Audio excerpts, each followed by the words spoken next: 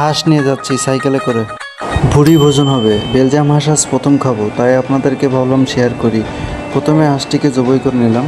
যেহেতু বেলজিয়াম হাঁস সেহেতু এর পশমগুলা নরম, তাই হাত দিয়ে পশমগুলাকে, উপরে যে বড় পশম আছে সেই পশমগুলা ছিঁড়ে ফেললাম।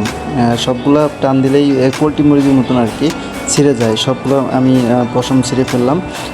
অনেকে হাঁস গরম পানি দিয়ে গরম পানি দিয়ে ছেলার প্রয়োজন হবে না। তারপরে দেখুন যে ছোটো পশমগুলো আছে, ছোটো পশমগুলো পরিষ্কার করার জন্য এখানে আটা ব্যবহার করলাম। আটা, এই যে আপনার অনেকে চাউল গুঁড়ো ব্যবহার করতে পারেন।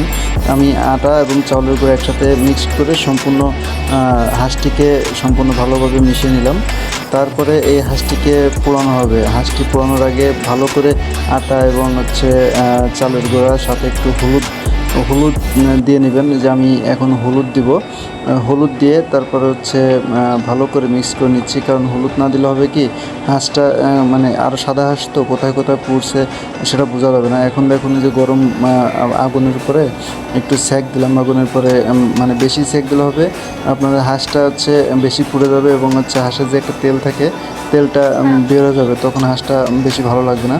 তারপরে যে দেখুন পোড়ানো শেষে তারপরে হাত দিয়ে ডলা দিলে যে ছোটো পশমগুলো আছে সেগুলো সব উঠে যাবে। তারপরে এখন এগুলো কাটবো। এগুলো মানে এখন সুন্দর করে ছোট ছোট পিস করে কাটবো। দেখুন যে বটি নিয়ে বসে এখন ছোটো ছোটো প্রথমে পা কেটে নিলাম। পা কেটে তারপর আস্তে আস্তে সব কিছু ভালোভাবে কাটলাম। এই যে এত বেশি শক্ত না, এগুলো বটি দিয়ে কাটতে পারবেন। যেমন দেশি হাঁসগুলা কাটতে খুবই অসুবিধা হয়, বটি দিয়ে কাটতে আপনার যে হাড় কাটতে অনেক অসুবিধা হয়, কিন্তু এটা তেমন হবে না। এটা খুবই নরম এবং মানে যে কোনো ছুরি দিয়েও কাটতে পারবেন, এতটা নরম।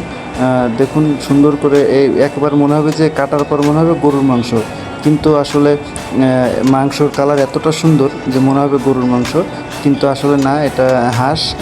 আর খেতেও খুব সুস্বাদু।